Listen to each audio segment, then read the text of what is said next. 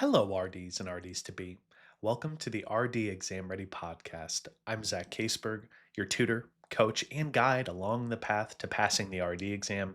So happy that you're listening in today because I'm here to gladly go through concepts that help prepare you for the RD exam or help others to get ready for it too.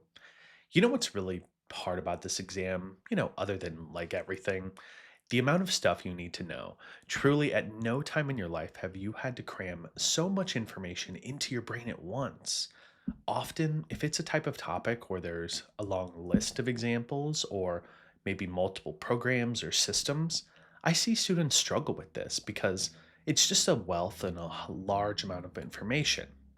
This is one due to, firstly, I think the amount of material you're trying to cover, and two, it's difficult to differentiate these types of programs, systems, or items because they share so many similarities, both in naming and association.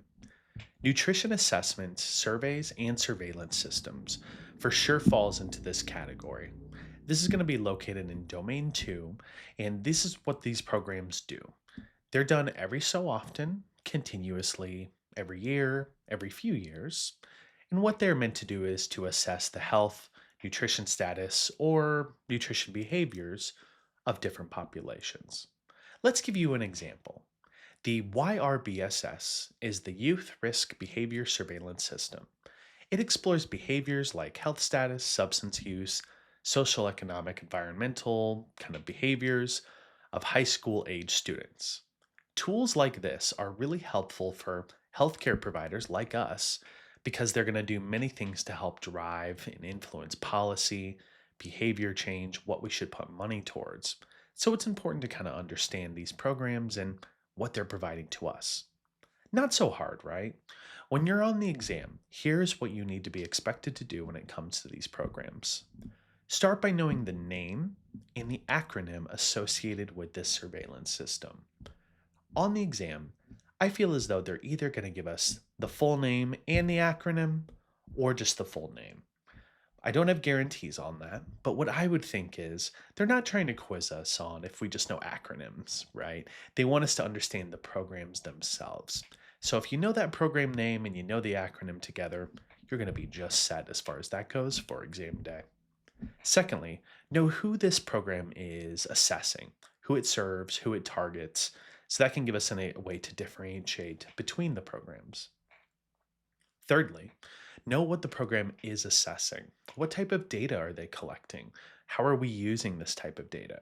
These are going to be the three main points that I want you to focus on when it comes to surveys and surveillance systems.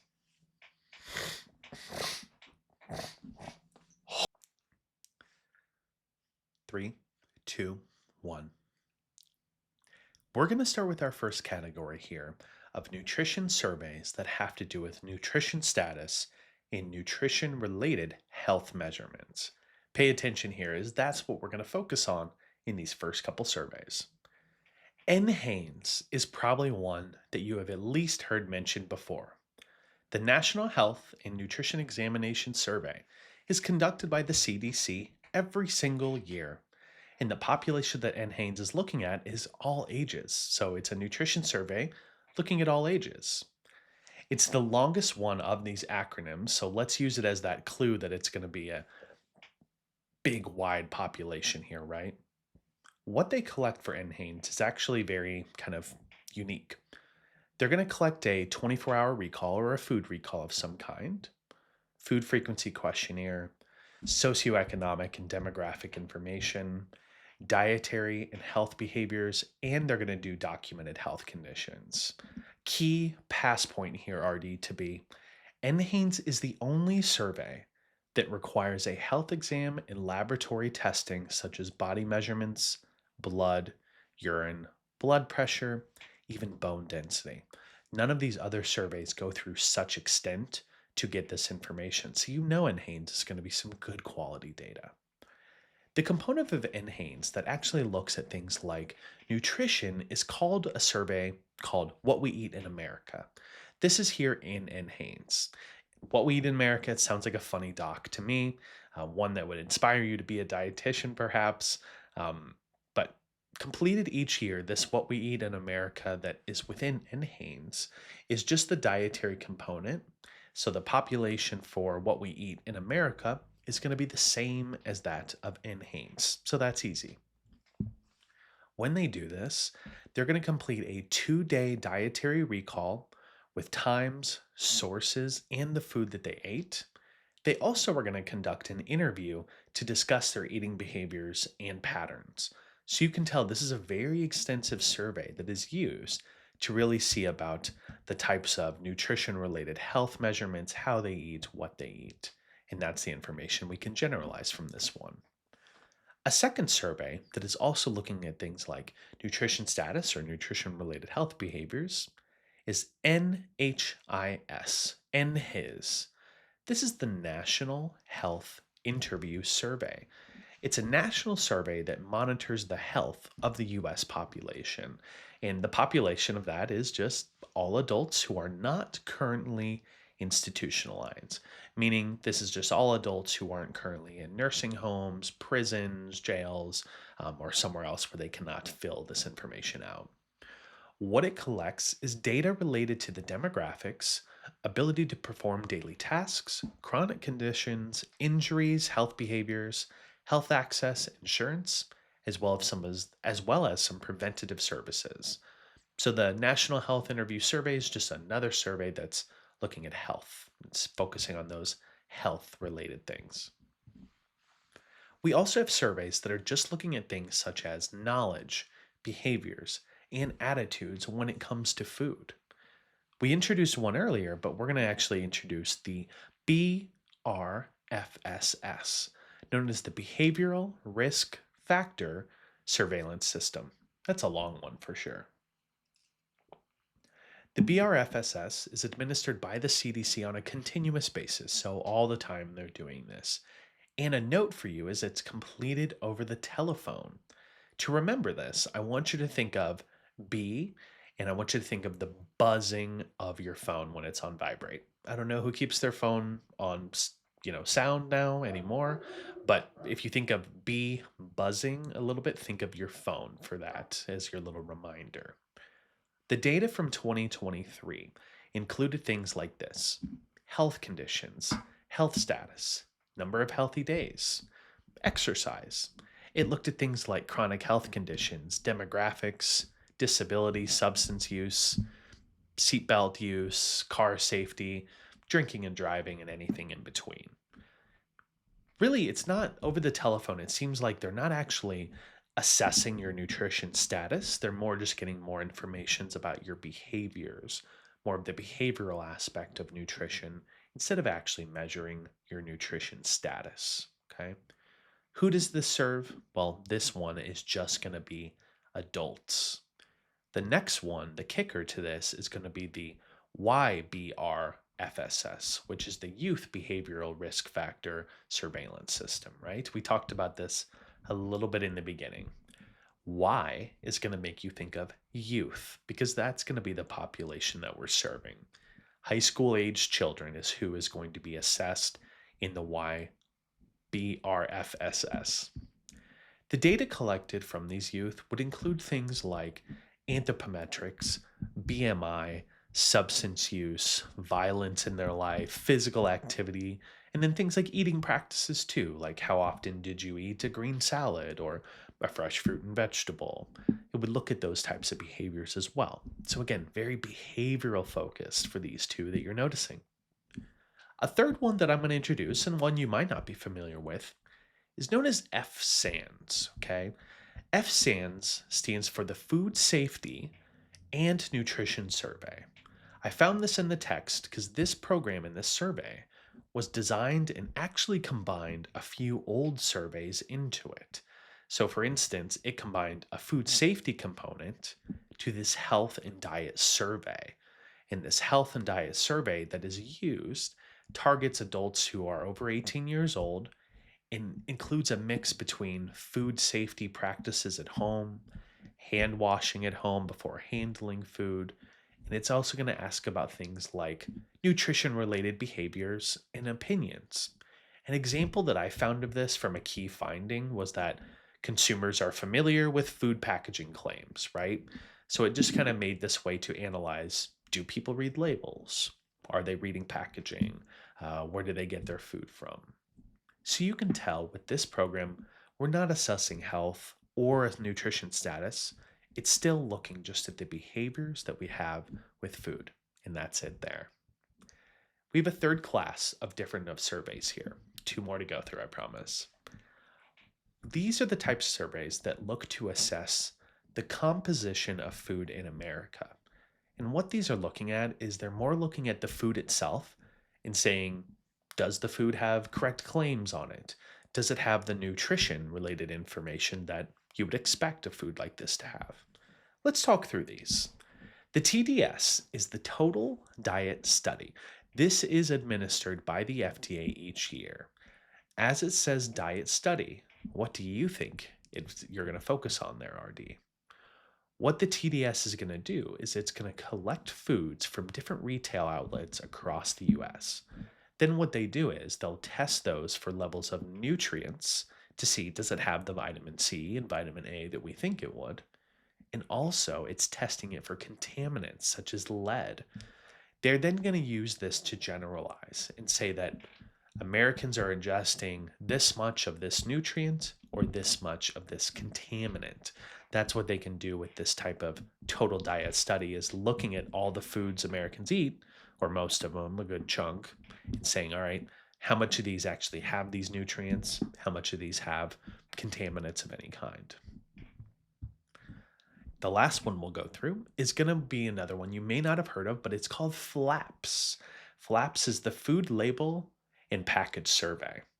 This survey is also exploring things, a little bit of nutrition knowledge in this case, and kind of composition here. So similar to TDS, the FDA purchases food from these retail facilities, and the Food Label and Package Survey is going to look at these retail facilities, and it's going to examine the statements themselves. So things that it's going to look at is it's going to look and say the extent that they're doing nutrition labeling. Are they putting a nutrition facts label on it? Is it accurate? Are they making a nutrition claim such as excellent source of iron? And does their label actually reflect that? So FLAPS, the Food Label and Package Survey, is really more of, I would think, like a watchdog that's checking to make sure that retail food administrators are putting the labels and claims that are accurate on their food. I'd also like to lastly mention that the surveys that we just reviewed are the currently active ones. There has been many, many in the past, and so you may be sitting here like, Zach, didn't you miss something here? We have no way to say for sure, but I feel like on the exam you're going to be tested on the more active nutrition surveys instead of some that could have been discontinued up to 12 or 30 years ago, right? A survey that's a really good one is known as the Pediatric Nutrition Surveillance System. This provided great data, but it was discontinued in 2012. I don't believe you're going to be expected to know it because it's not an active survey. On the CDR outline in particular, it also just says it lists out NHANES, BRFSS, and YRBSS. So we can then kind of generalize and say that, okay, looks like they only want us to focus on the active types of surveys here. So take a breath, RD to be. This should all be well, and you should have all you need to know come exam day. Let's do one last reviewer here. For nutrition status and nutrition-related health measurements, we have NHANES and the National Health Interview Survey. NHANES is looking at all different ages. It's the only national survey that requires a health exam and lab testing. And we also have What We Eat in America in that's really looking at the nutrition component of NHANES. The National Health Interview Survey also assess nutrition status by sampling adults who aren't institutionalized about things like health trends, behaviors, and presence of any illness. The surveys that assess the composition of food that we serve in America would be the TDS, the Total Diet Study, where food is collected and analyzed to see if it has proper amounts of nutrients or contaminants. And the second one was FLAPS. FLAPS was the survey that assessed the packaging of retail food items to ensure they're complying with packaging, processing, and nutrition content claim information that they have. So that would be the food label and package survey. Surveys that are related to knowledge, behaviors, and attitudes would include FSANS, the Food Safety and Nutrition Survey, looking at things like food safety patterns at home, and then nutrition behaviors, such as things like reading labels or looking at packaging. Think BRR for the BRFSS, the Behavior Risk Factor Surveillance System. That's going to assess who adults over the phone about health status, substance use, car safety, and long term conditions. The kicker to that was the YRBSS, which is going to be the youth version of that. That is going to assess high school age children on things like eating, BMI, substance use, safety, violence, and many other things in between. All right, RD2B, you got through all of your programs here. Do you think you can apply it to some questions? If you think no, guess again, because we always need to apply it to a question in some way, because that's going to be the best way we can sort through it on exam day. Let's make sure that we use our PO. Remember, process of elimination is my favorite strategy for approaching standardized questions, especially ones that I don't know the answer to. So when we approach these, let's use our process of elimination to say, what's a good answer, what's questionable, and what's just a bad answer. Let's start with number 1 here. Which of the following surveys would consist of laboratory testing and a medical examination?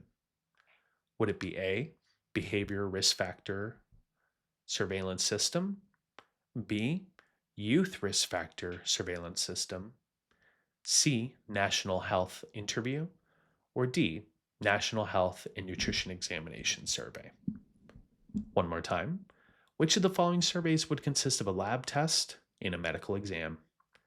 The Behavior Risk Factor Surveillance System, the YRFSS, the Youth Behavior Risk Factor Surveillance System, the National Health Interview, or the National Health and Nutrition Examination Survey? I'm going to write out A, B, C, and D for each one of these answers. Starting with A, the Behavior Risk Factor Surveillance System. When I think about this one, I ask myself, did this involve a health examination, and did it involve any laboratory testing? When I think back, I don't think that was really focused for either of those. It was more behavior focus is what we remember for that there. So I'm going to get rid of A in that case, and I don't think it's a good fit. The same is going to be said for the Youth Behavior Risk Factor Surveillance System. That one I'm also going to get rid of because it's not going to be a good fit. Or it didn't involve a medical exam. It didn't involve a lab test of any kind. I don't think it's going to be a good fit for that. C, the National Health Interview. I'm going to put a little question mark by that one. And then D, National Health and Nutrition Examination Survey, or NHANES. If I'm stuck between C and D, I feel better with D as a good answer. And so I'm going to put a check mark by D. If it was a coin flip between C and D, I've got a 50-50 shot of getting it right. But I feel like D, NHANES, is going to be our best answer for number 1 here. Number 2, the purpose of food labeling and packaging survey is A, assess nutrition status of adults who are not institutionalized. B, review relationship between diet and health risk. C, assess nutrition labeling and processing claims made on some retail food products. Or D, assess if customers read nutrition claims and information on packaging. The purpose of the Food Labeling and Packaging Survey, or FLAPS, is, let's go through each answer. A, assess the nutrition status of adults who are not institutionalized. For that one, I remember there was a survey we were looking at where it's looking at nutrition status. I remember there was NHANES, and then it was also the National Health Interview Survey. So the NHIS, the National Health Interview Survey, I think that's what A would be. I do not think A is a good answer because it has nothing really to do with packaging or claims like that. For B, Review the relationship between diet and health risk. I don't think this has to do with health or health risk or health indicators. It doesn't seem like that's going to be something that the packaging survey is focused on. It seems like it's more just packaging stuff. I'm going to get rid of B as well. Assess nutrition labeling and processing claims made on some retail food products. I like this as an answer, and I'm going to put a check mark next to that. D. Assess if customers read nutrition claims and information on packaging. So I'm kind of stuck between C and D between there. But if I was to guess, I think that we're going to end up going with C, that FLAPS is going to be assessing nutrition labeling and processing claims that is made on some retail food products there. Very good. Number 3, a survey that would provide data related to substance use, violence, eating patterns, and BMI of children that are high school aged would be A, the Behavior Risk Factor Surveillance System, B, the Youth Risk Factor Surveillance System, C, the National Health Interview, or D, the National Health and Nutrition Examination Survey. A survey that would provide data related to substance use, violence, eating patterns, and BMI of children that are high school aged. Let's see what's our best answer. For A, the Behavioral Risk Factor Surveillance System, this could be a good fit because it is exploring things like behavior, but it wasn't targeting youth, though. That was one big differentiation. The behavioral one is just looking at adults. So I'm going to rule out A because we're not focusing on adults, we're looking at youth.